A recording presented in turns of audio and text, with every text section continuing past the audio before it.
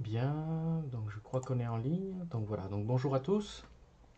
Donc bienvenue sur ce deuxième direct euh, sur ma méthode de travail.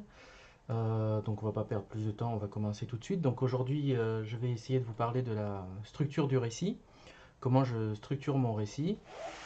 Donc alors j'espère que les nouvelles modifications sur le stream fonctionnent bien et que vous pourriez assister à ces 30 minutes dans de bonnes conditions.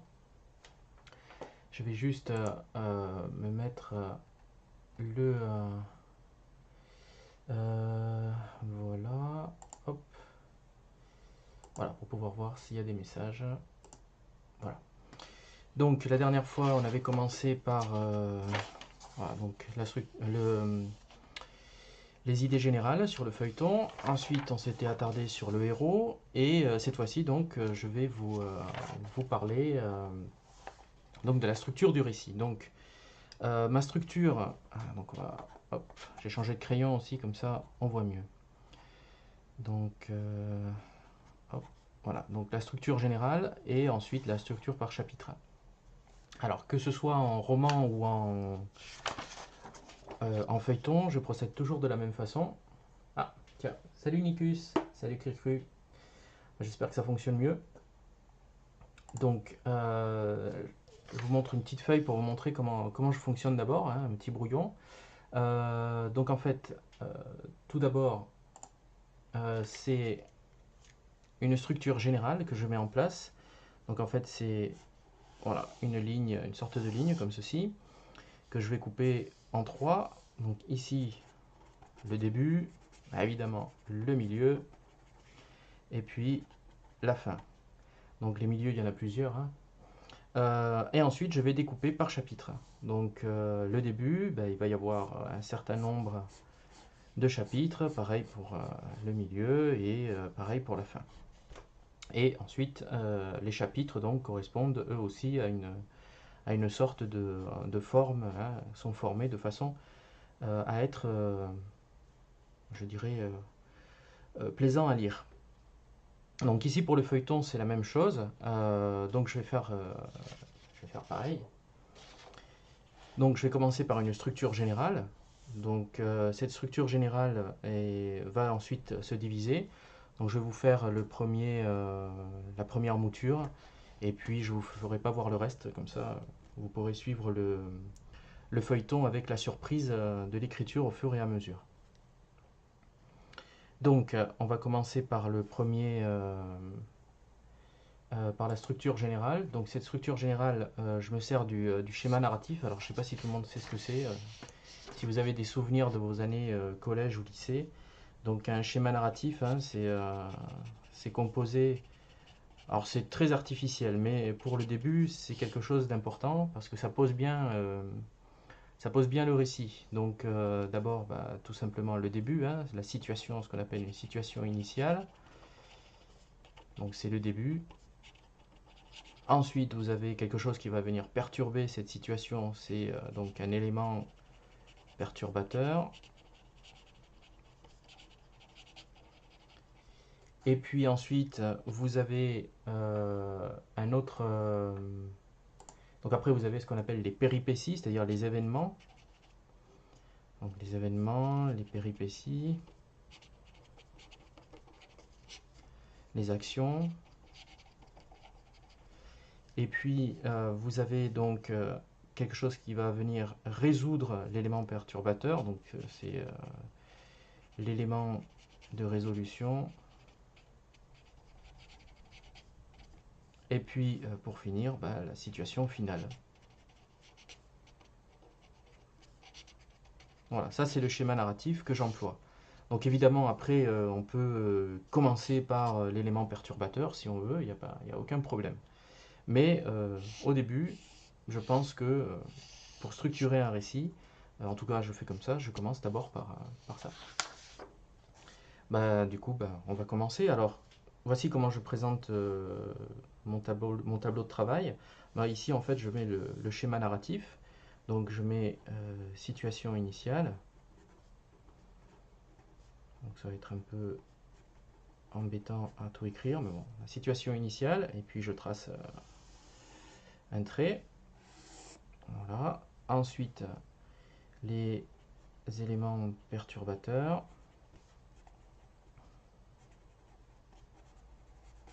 Alors il y en a plusieurs, hein. Voilà, donc un peu plus grand.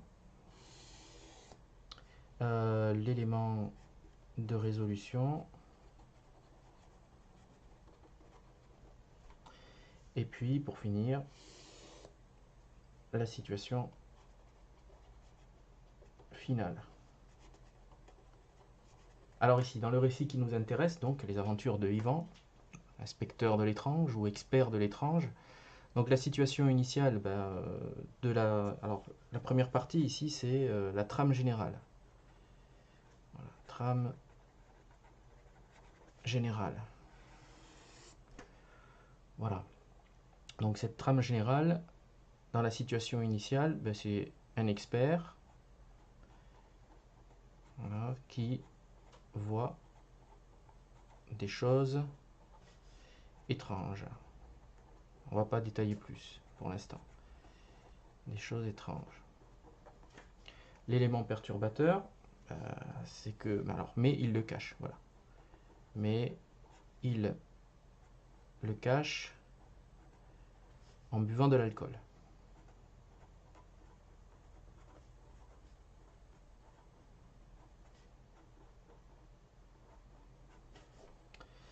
Du coup, l'élément perturbateur, un jour, il oublie, hein, on va dire qu'il oublie de boire, ou pour une circonstance qu'on va déterminer après, donc il oublie de boire, et il sent vraiment quelque chose, donc voilà, il sent vraiment quelque chose d'étrange. Alors sentir, c'est pas renifler, hein, sentir, c'est les ondes. Il sent vraiment quelque chose d'étrange dans une maison.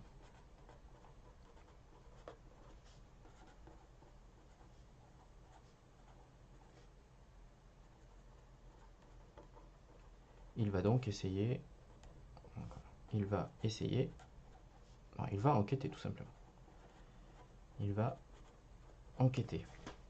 Élément de résolution, il trouve la solution, hein. Il trouve l'origine de ces ondes,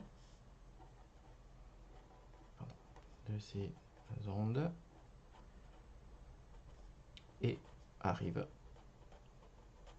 à résoudre le problème, à résoudre le mystère.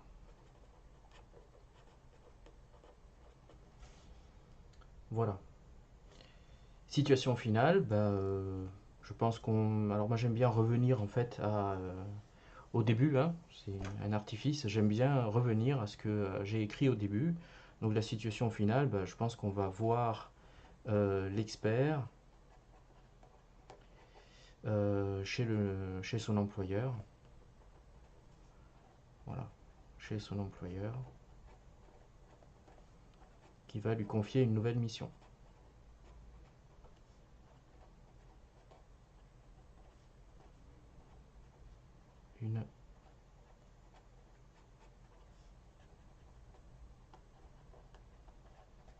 Une nouvelle mission. Voilà, donc ça c'est la trame générale.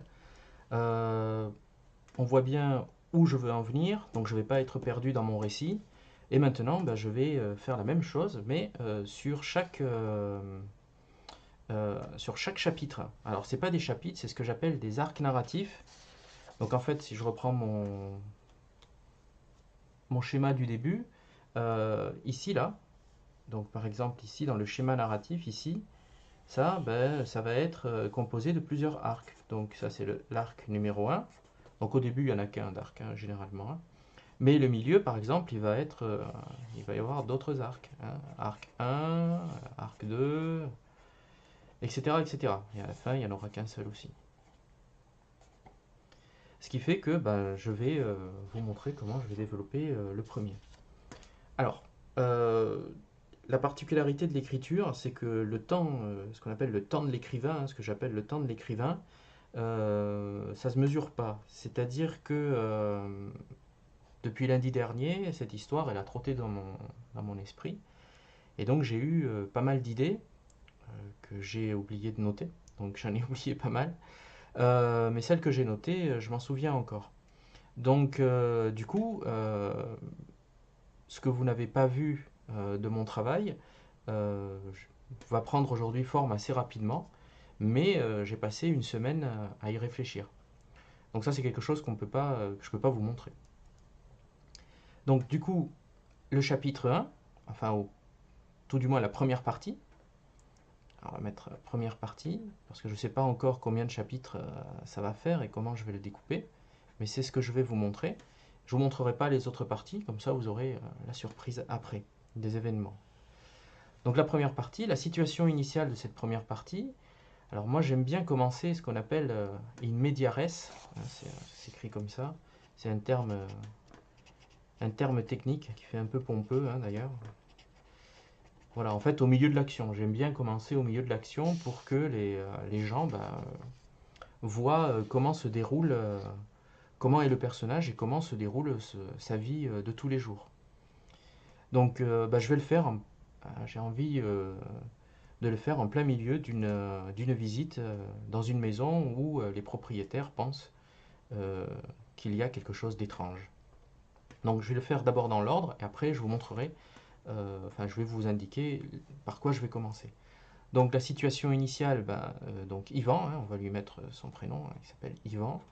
Donc Yvan visite une maison. Alors ici c'est des vendeurs. Donc des vendeurs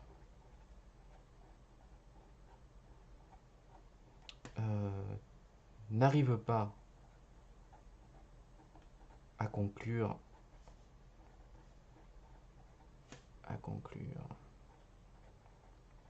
la vente euh, car les clients trouvent, alors certains, pas tous, hein, mais ceux qui étaient intéressés hein, trouvent la maison étrange. Ah, ils s'y sentent pas bien, ils sont mal à l'aise. Donc du coup, l'expert a fait appel à Yvan. Donc Yvan est en train de visiter cette maison. Donc l'élément perturbateur, ici il n'y en a pas. Il va y en avoir un, il va être provoqué par Yvan. Et c'est là où on va voir en fait que c'est un petit filou. Donc Yvan est, est sous l'emprise de l'alcool.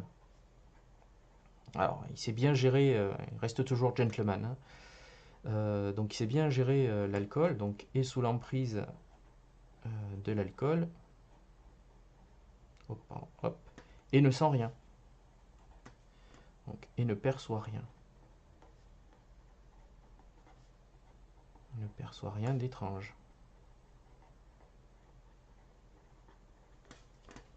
Mais, et c'est là l'élément perturbateur, mais il fait semblant.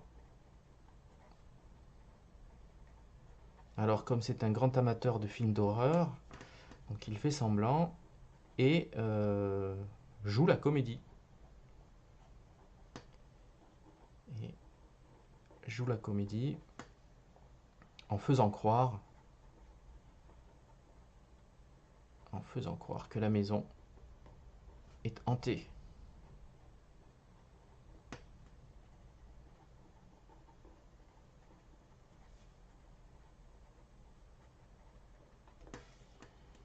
Voilà. Du coup, comme il croit que la maison est hantée, hein, donc les clients, les vendeurs tombent dans le panneau.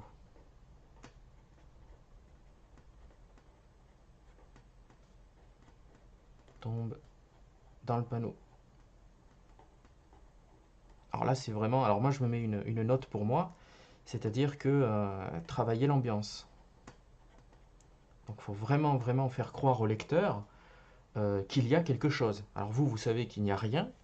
Mais celui qui va lire le feuilleton sans être passé par cette étape que vous suivez avec moi doit absolument croire qu'il y a quelque chose. Donc il faut travailler l'ambiance et ce que j'appelle aussi, enfin je l'appelle comme ça, mais donner des touches de vérité. C'est-à-dire rendre le récit le plus véridique possible.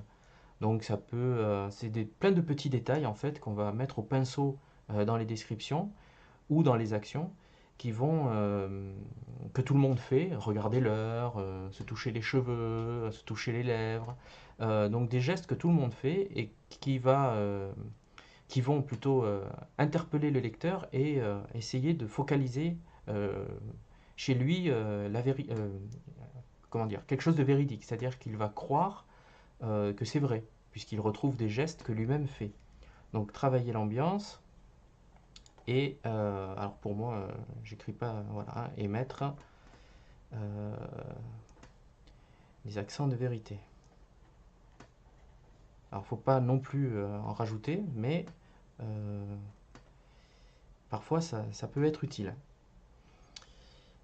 Du coup, l'élément de résolution, bah, tout simplement, bah, Yvan va se mettre au travail.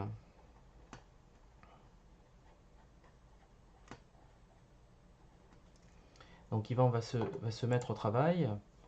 Hop, on va pousser un petit peu parce que sinon, vous allez, voilà. Va se mettre au travail. Donc, il fait plein de simagrées, hein, c'est un véritable comédien. Donc, véritable travail d'acteur.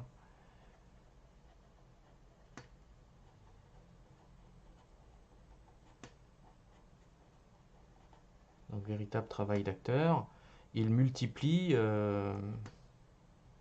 donc plutôt, oui, alors, hop, il multiplie euh, je sais pas moi, il fait des gestes, hein, il se met à parler à voix haute, à chasser les fantômes, que sais-je. Bon, hein, donc il multiplie. Zut, les mots m'échappent. Donc on va mettre une périphrase. Donc il multiplie voilà, les choses et les actes pour impressionner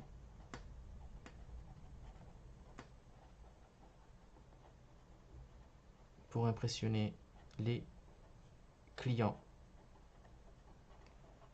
et le lecteur. Hein, faut jamais oublier. C'est le lecteur avant tout. Et le lecteur. Alors dans un feuilleton classique, on s'arrêterait là.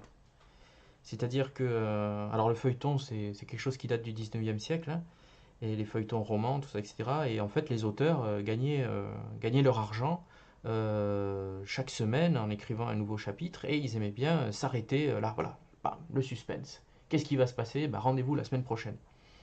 Alors ça, faut pas en abuser parce que à force, bah, ça devient quelque chose d'assez embêtant pour le lecteur. Donc, nous, on continue, on va résoudre. Mais on va résoudre avec humour, c'est-à-dire que la situation finale, hein, donc ici dans l'élément de résolution, hein, Yvan déclare que, voilà, à la fin, Yvan déclare, elle va être en deux étapes, donc déclare que tout va bien, que tout va bien. Ah, les clients sont super contents. Voilà, déclare que tout va bien. Donc les clients partent, et lui, il reste pour fermer la maison. Voilà, les clients partent. Une fois que les clients sont partis, une fois qu'Yvan est tout seul, et c'est là notre situation finale, on va découvrir qui est vraiment Yvan. Donc jusque-là, il faut que j'arrive à faire croire aux lecteurs que nous avons affaire à quelqu'un qui aime son métier, qui est très doué, qui est particulièrement sensible à tout ce qui est l'étrange, et qui arrive à chasser cette étrangeté d'une maison soi-disant hantée. Eh bien, je verrai bien pour la suite Yvan dans les toilettes. Donc il se précipite dans les toilettes et il se met à vomir. Alors il vomit pour deux raisons. Donc en fait ici je le fais vomir, pas pour le faire vomir, hein. C'est parce que pour moi ça veut dire deux choses. C'est-à-dire qu'il vomit d'abord parce qu'il est malade à cause de l'alcool. Donc il vomit donc, à cause de l'alcool. Hein, il ne supporte pas l'alcool. Donc il est malade à cause de l'alcool. Mais aussi, il est malade à cause de ce qu'il vient de faire. À cause de sa supercherie. Alors comment on sait que c'est une supercherie? Ben, c'est là qu'on va le faire. Donc, de sa supercherie. Hein. Il se regarde. Alors, il se lave le visage. Il se lave le visage. J'écris de plus en plus petit, on va de moins en moins voir. Donc, il se lave le visage et se regarde. Alors, j'aime bien ce côté un peu cinéma hein, cinématographique. Hein. Donc, il se regarde dans le miroir.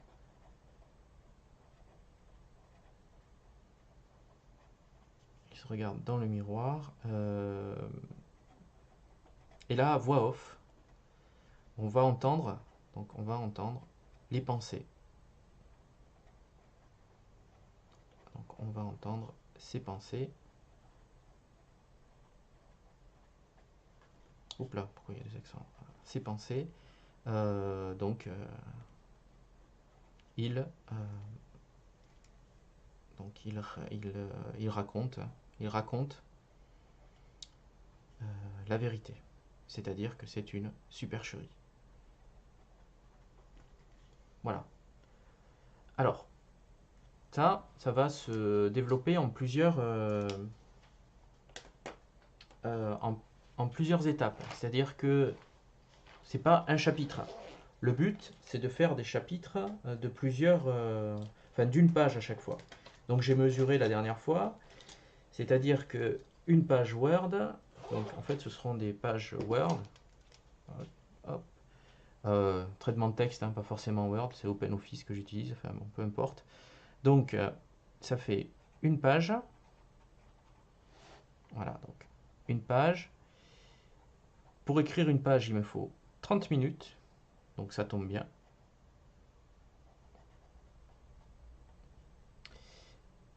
Alors on va prendre du Times New Roman en taille 12 avec interligne 1,5. Voilà. Donc on va découper ça en chapitres. Donc la première ici. Yvan visite une maison, des vendeurs n'arrivent pas à conclure la vente car les clients trouvent la maison étrange. Ça va être, pour l'instant je sais pas trop, hein, on verra. Je pense qu'il faut mettre 2 pages. Une page lorsqu'il reçoit les clients, qui lui explique ce qui ne va pas, et une page où on voit Yvan visiter la maison. Donc, je dirais ici, donc, une page, ça sera l'intro, et une page où Yvan visite. Ensuite, ici, l'étape des éléments perturbateurs. Là, je vois bien une page quand il découvre, hein, il fait semblant, voilà, ça y est, il y a quelque chose d'étrange, quelque chose ne va pas, ce genre de choses. Et une autre page où il va se mettre à faire ses simagrées, sa comédie. Donc ça fera 2 pages. Et puis une dernière où on voit où on va voir le summum, hein, là où ça va vraiment créer une tension dramatique chez les clients, mais aussi chez le lecteur. Donc là, on est en train de monter en puissance hein, au niveau de l'ambiance, au niveau de ce qui se passe. Donc il y a de l'action. Et puis, on arrive à l'élément de résolution. Donc là, je voudrais qu'il soit le plus bref possible, le plus court possible, pour pas laisser le temps au lecteur de s'interroger. Donc là, ça sera une page. Une page où, voilà. Donc du coup, ici, là, hein, ça, réflexion faite, il faudrait peut-être mieux le passer ici, dans les éléments perturbateurs, même s'il fait partie de l'élément de résolution. Donc ici, on rajouterait donc une page. Ça serait celle-ci. Voilà.